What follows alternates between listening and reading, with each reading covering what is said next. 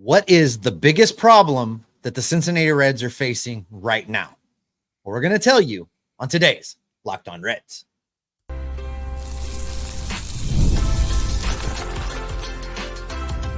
You are Locked On Reds, your daily Cincinnati Reds podcast, part of the Locked On Podcast Network, your team every day.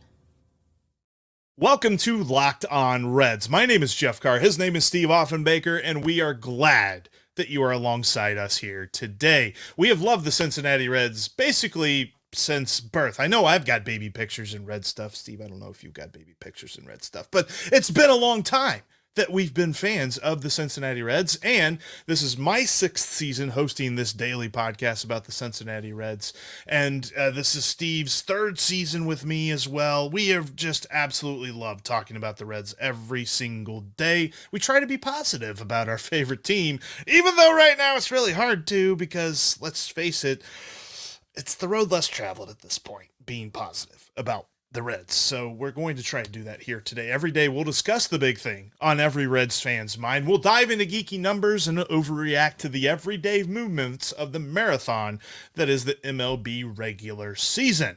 I'm glad you're with us today, though, because we're going to talk about what's the biggest problem. Quite frankly, the Reds aren't very good right now, and there's multiple problems with this team, but which is the sore thumb? Which sticks out like an absolute behemoth? Because there are one of two things that I think we will really dissect on today's show. We'll also look at how the Reds can fix these problems and get better. And then later on, well, today's an off day for the Cincinnati Reds. Which player needs the off day the most?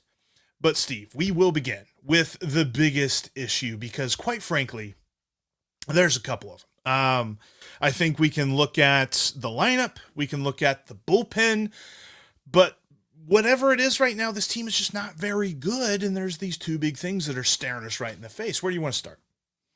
I think the biggest problem with this team is the bullpen. And listen, and I have a lot of reasons why. And by the way, welcome back. Everybody missed you last week. I did my best to fill your chair. I had Sadak in your chair. I had Paul freaking Keels in your chair while you're gone. And then, of course, Wish version of Jeff Carr, Tim Daniel also stopped by and filled your seat for a while. But good to have you back. I hope you enjoyed your time out there in the West, and it's good to be talking Reds baseball with you again.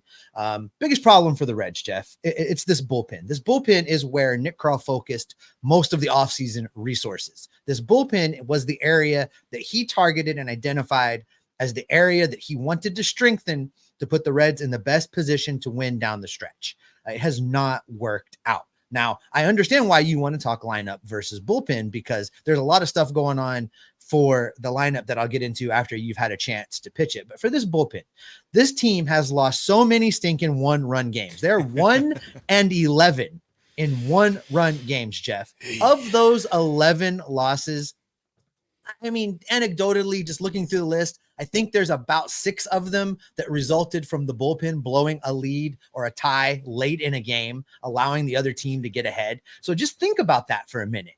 If we had just those 6 1-run losses back, just 6 of them, this team right now would be 25-22 and 3 games back of first place in the National League Central. It's a huge problem, and it's a problem for a group collectively not living up to what they were supposed to be. Now, I said Nick Krall focused a lot of attention here and a lot of resources here.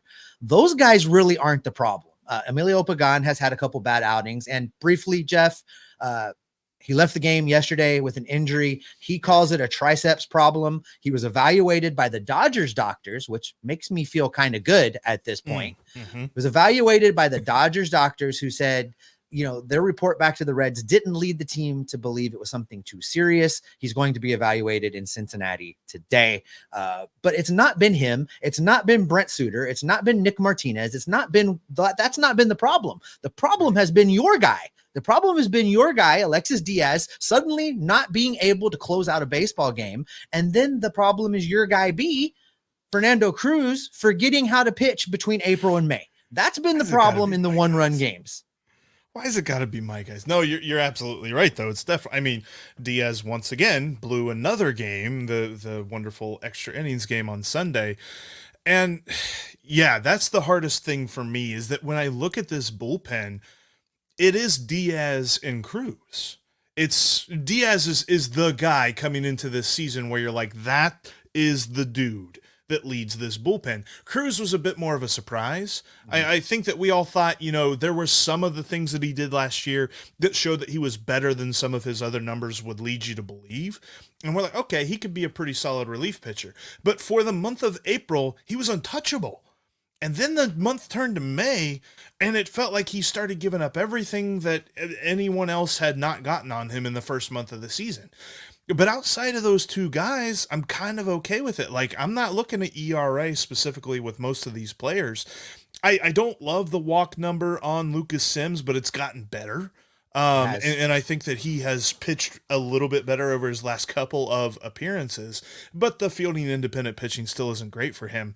Fun fact on that, though, Steve, by the way, fielding independent pitching on Fernando Cruz, 2.04. So dude's getting really unlucky with some of his stuff. But the whole thing with him is walks, right? Like, he gets 2 quick outs on like 6 pitches. This was something that I saw in the home game, the series against the Diamondbacks. I went to the getaway day game of that one, and he gets 2 strikeouts on 6 pitches, and then he walks back-to-back guys, gives up a single. There goes the lead. That's been his biggest problem. And how do these guys start cutting down on walks? Alexis Diaz is almost a shoo-in. Like, you can't take this prop on FanDuel, but every time he comes into the game, he's going to walk somebody. And that needs to stop. Those are the things that they can control. That's not an unlucky thing. We can't like sit here and say that Cruz and Diaz are getting unlucky because they're putting guys on themselves. And that's really what the problem was once again on Sunday for Diaz in that loss. That is a huge concern for me. And I think I kind of want to get into what the solution is for that here in just a few minutes. But I think that the bullpen is buoyed by the lineup because the lineup is so inconsistent, Steve. Like, and you and I, we were texting throughout the weekend about these games and how annoyed we were with this. And there was actually a point where I said I knew what our first segment was going to be about because it's Elly De La Cruz, and if he doesn't hit, this team doesn't score.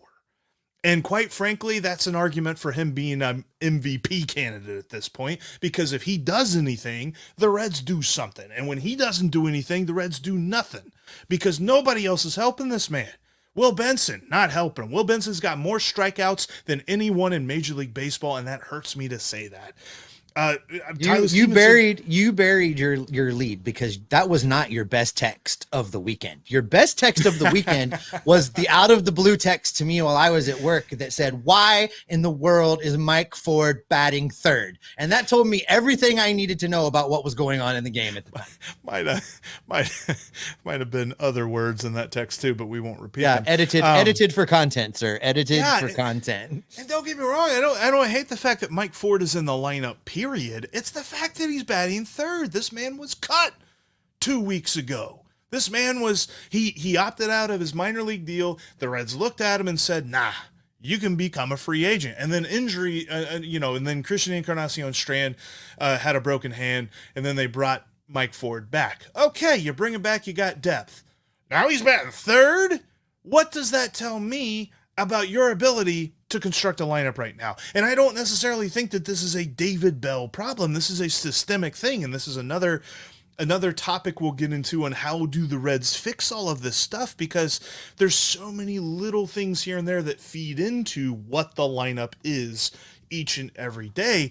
But what the lineup has just been a black hole. I mean, you go up and down this list of OPS pluses, and it's depressing. But I know this, and we've said this before, you and I have said this before, Tyler Stevenson shouldn't take a day off at this point because he's the second best hitter on the team. And listen, I mean, I hear what you're saying, Jeff, but let's be real honest with ourselves and let's be fair. This team right now is playing without its first baseman. It's playing without its second baseman. It's playing without its third baseman. It's playing without its center fielder. And if the bullpen had their stuff together, this team would be 3 games over 500 with all of those guys out. So while the lineup has struggled mightily at times, and I'm not saying that they haven't, that's not been the biggest problem because they have put the team in positions to win and the bullpen can't get their job done. And that's really the biggest fault right now. So if we had to pick one, and when we set this up, Jeff, we said, what's the biggest problem? What's the biggest problem facing the Reds right now? Well, if you could fix one of the problems, and that problem makes the team be over 500 right now with all of those injuries, that's the problem that I'm fixing. So for me, it's the bullpen. I think the hitters have done an adequate job given the dismal situation that they've been put in by the injuries and the suspension. So for me, it is a pitching problem.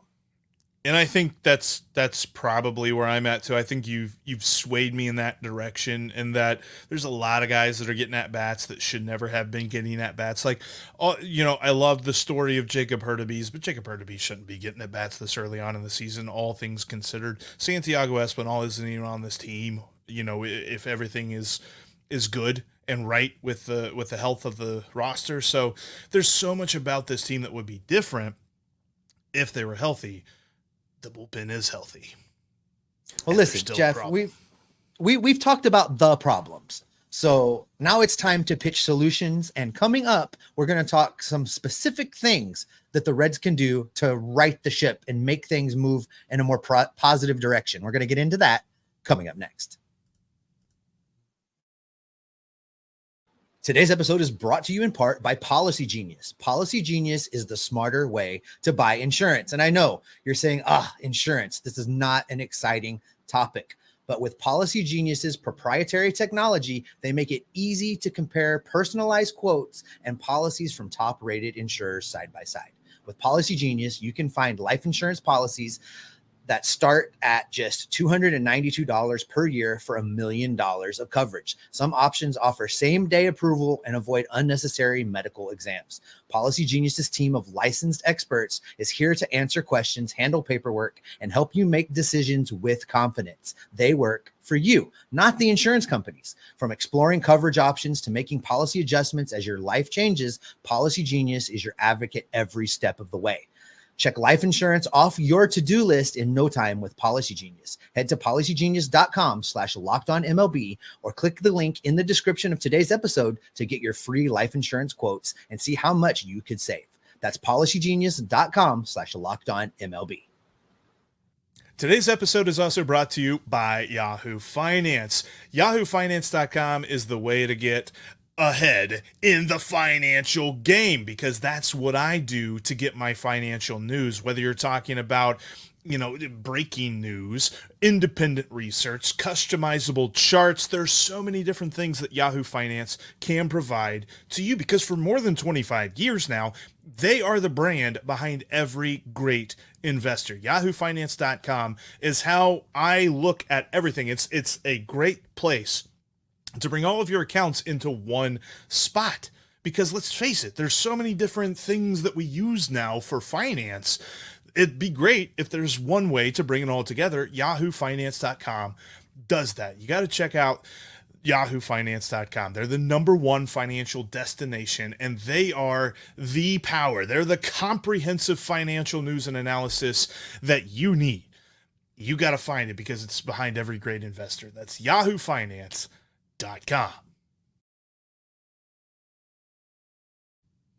Listen, if you haven't had the opportunity to do so yet, you have got to check out Locked On Sports today. It's a 24/7 free streaming sports channel program just for you each and every day with the biggest stories in sports. It's right here on YouTube. Locked On Sports Today brings you can't miss analysis, opinions, and news. It streams 24/7. It's on YouTube. It's also free on Amazon Fire TV channels app. It's part of the Locked On Podcast Network, your team every day. Coming up on the next episode of Locked On Reds, you may have seen there was an article in the Inquirer that questioned the Reds' ability to get an extension done with Elly De La Cruz pretty much ever. So we're going to take a look at an extension for Elly and what that might look like. But there's still a lot to cover today, Jeff. There in segment 1, we pitched the problem. What's the biggest problem? What needs to be done about it? That's going to be the focus of this segment.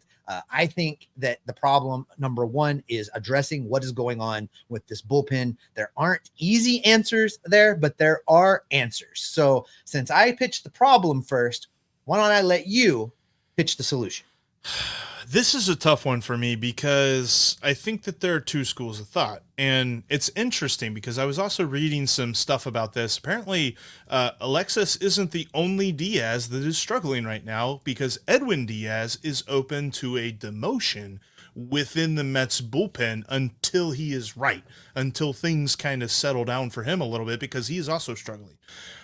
I think that's the answer when it comes to both guys. I think that you take Diaz and you say, look, right now we're going to go closer by committee, and we're going to bring you in the sixth, and we're going to bring you in the seventh. We might bring you in whenever we're at the bottom of the lineup or something like that, because we got to get your mojo back, man. We got to get you figuring out how to throw strikes again, because we can't have a closer coming in and walking guys. Like, just it can't happen. Like, I get it. He's giving up hard contact, and Shohei hits the ball to walk it off for the Dodgers yesterday, but that was all set up by the walk. Shohei didn't even need to come up if he's throwing strikes. So that's a huge problem for him. And then Cruz as well. I really think that you take the walks out of Cruz's game, he's right where he should be. That's the only thing that is staring me dead in the face and is just like, this is a problem. I think you demote them within the bullpen. Maybe you give some save opportunities to Brent Suter. You give some save opportunities to Emilio Pagan. You give some save opportunities to, like Lucas Sims even, really. And you kind of move down Cruz and Diaz. The problem with that is none of those names that you just mentioned of giving the opportunity to strike fear in my heart. And they're sure not going to strike fear in the heart of the opposing batter. Alexis Diaz is supposed to be the one doing that. Some of what Fernando Cruz was doing in April did that. Here's a question for you. Is there anybody in Louisville that you would like to get a look at the big league level and say, send down Alexis Diaz for a 2-week stretch and tell him to come back when he finds his command? I mean, are we moving Connor Phillips to the bullpen? I think the answer to this question is Tony Santillan. Give him a look. Maybe. But see, that's not sexy to me. Like, I know what Tony Santillan is. He's a bounce back candidate at this point. And you can tell me his Triple-A numbers until you're blue in the face. I need to see him do it at the major league level.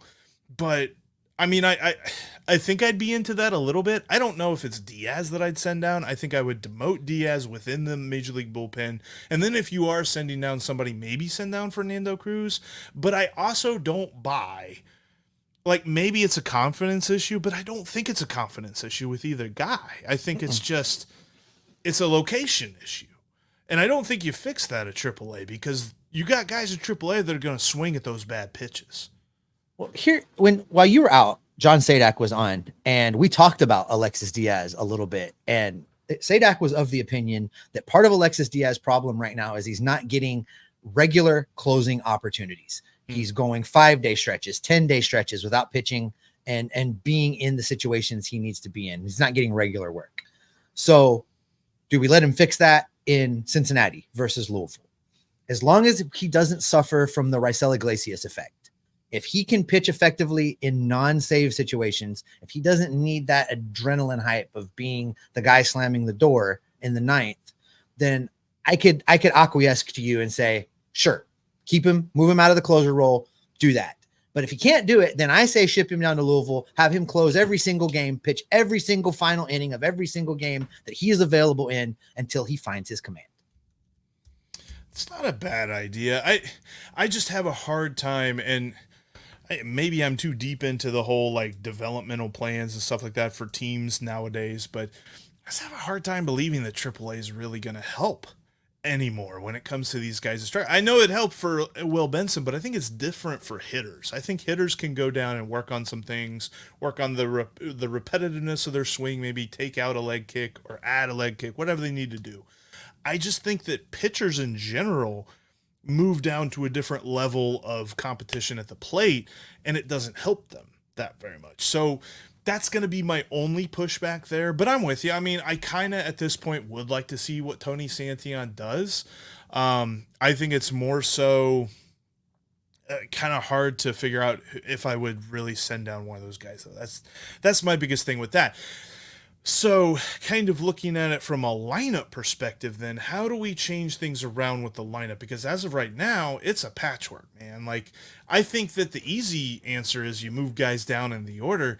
But I think for me, and this is something I've been thinking about a lot this weekend, is I think Elly needs to lead off, and I think you need to probably put Tyler Stevenson as your second batter. Just feature your top two guys right now, give them the most at bats, and let everybody else figure it out.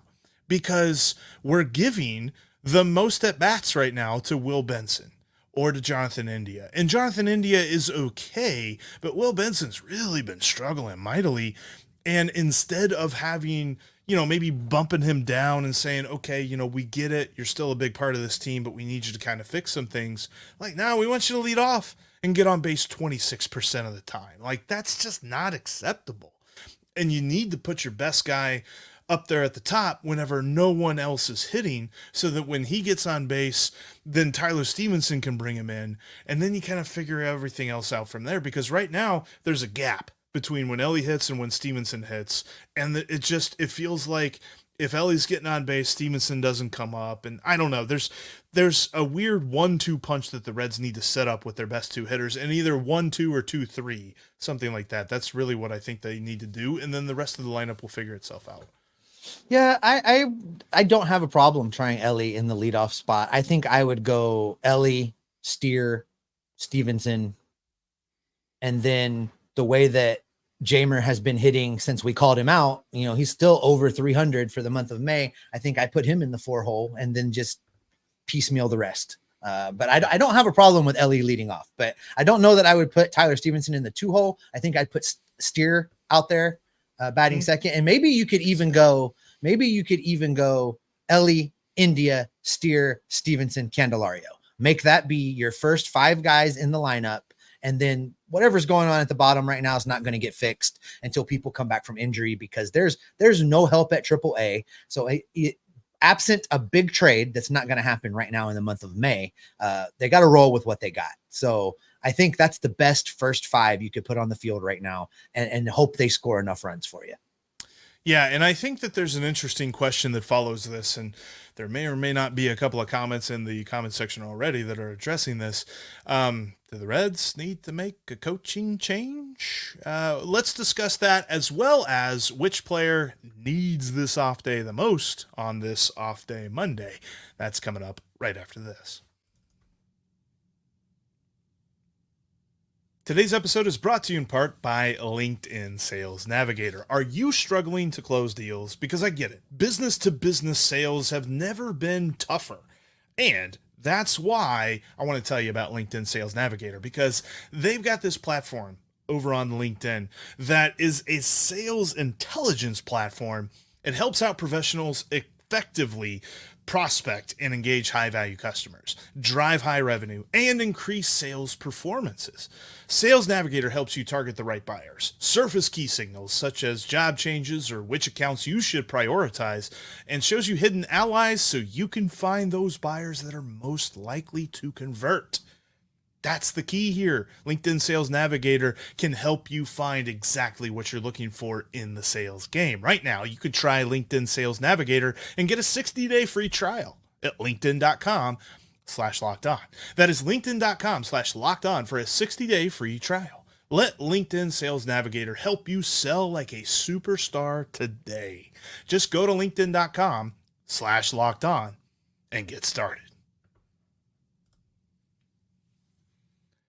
You can catch every pitch of the Reds' hometown broadcast with SiriusXM. I did this while I was out and about, out in the desert.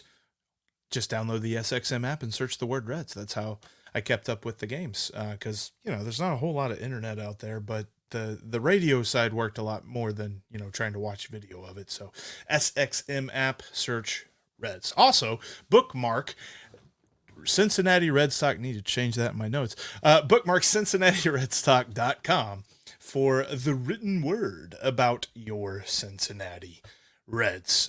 Before we get into the who needs the off day the most and all this other stuff, Steve, I want to address this because while I was sitting in the airport, had a few minutes, and I did a whole, Twitter AMA thing. And really all I got was, when are we going to fire David Bell? What is the point that we need to fire David Bell? What point does this team get to that you fire David Bell?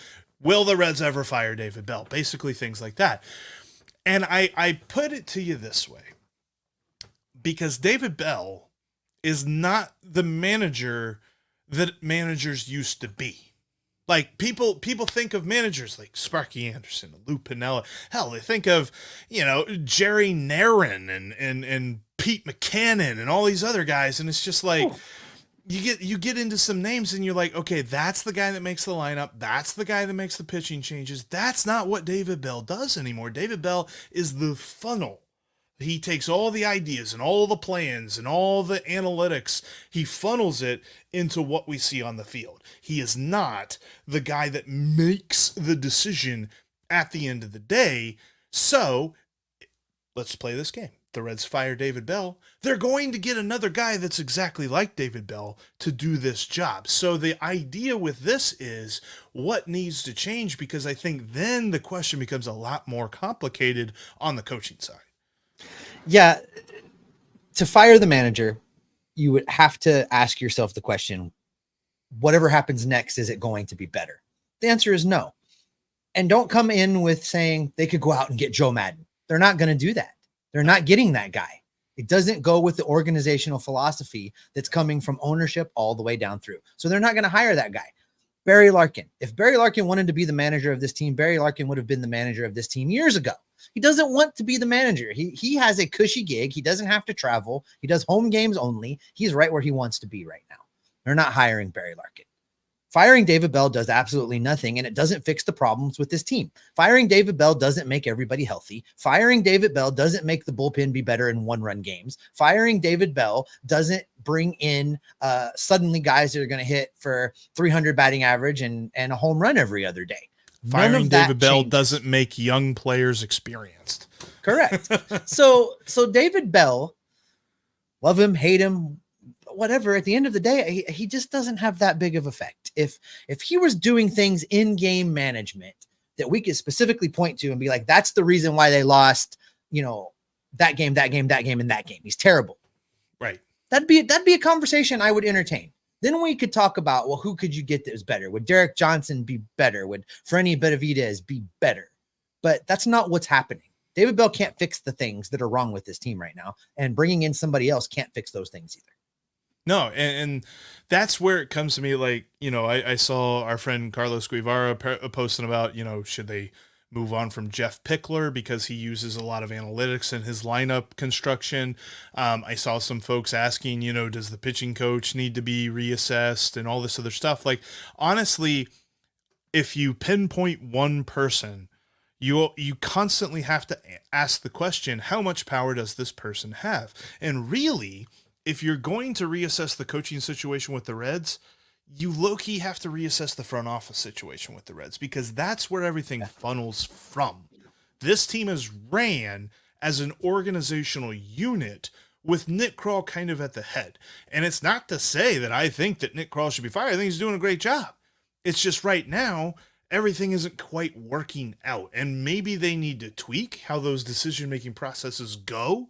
But as of right now, it feels like there's just too many moving parts for there to be a take of, well, if you get rid of this guy, you're good, because that's just not the case. Like I think of like a mousetrap or like some big like mechanical thing with a ton of gears turning. Like, honestly, if you knock out one of those gears, then the entire machine stops. So if you knock one out, you better be able to replace it, all this other stuff. I don't think a coaching change is the answer to this team. I think the most boring answer in the world, Steve, is they just need to get healthy.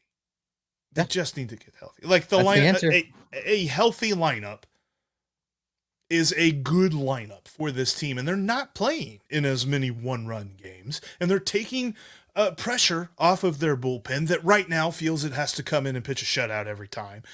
And you know, kudos, and we didn't even get to him, and maybe we'll get to him on tomorrow's episode, but Hunter Green pitched phenomenally well in Los Angeles. Again. A gem of a start. He is on a roll, and the man can't get a win. Nope.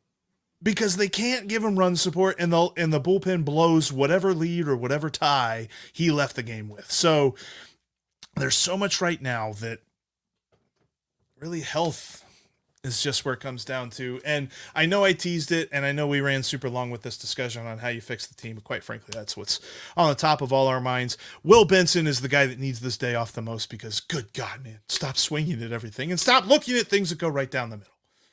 He may need the mental reset. I think Spencer Steer needs this day off the most. He's a little nicked right now. He was only available for pinch hitting duties that last game of the road trip out in Los Angeles. Hopefully he can have a day of doing nothing, come back in, be able to do a little bit more on Tuesday, because the Reds, God, they need him in the lineup. They can't not have him in the lineup right now. Yes, they do. And I like your thing, the you know, the 5 guys that were basically supposed to be everyday guys whenever the roster was healthy. Bat those guys 1 through 5 in some way, shape, or form. Probably Elly at the top of that. But stop it with these analytics. Whatever the analytics is that says that Mike Ford should bat 3rd, throw those analytics out the window, because that's the point where we start to get a little bit analytically tired. You can use those tools and you can use those philosophies when you have your team. They don't have their team right now. Bubblegum and Band-Aids. That's what's been going on right now. And I think it's a whole lot better to manage this team right now with gut than it is with anything on a computer screen right now. Put the best 5 guys up top and let the chips fall where they may. In fact, I think I put Santiago Espinal 6th, but that's just me. That's 6 1, half dozen another. Anyway, that's where we're going to end today's podcast. Thanks so much, everybody, for checking out today's Locked On Reds. I got so much more to say, but we're going to say it on tomorrow's episode, because what does an extension for Elly De La Cruz look like? Because we've been told it don't. We're going to discuss that on tomorrow's episode. We're also going to talk about Hunter Green, because, my God, I got to talk about how good that start was. That was a fantastic start that he just gets no credit for because the Reds didn't win. Until then, Steve, what can people expect from you and me? They can expect us to continue to cover this injury-prone bullpen lead blow and wreck until they get it fixed. We're going to gather up all the information. We're going to bring it right back here to keep you locked on Reds every single day. An extension for Elly probably looks like it was written in Dodger blue. Boo.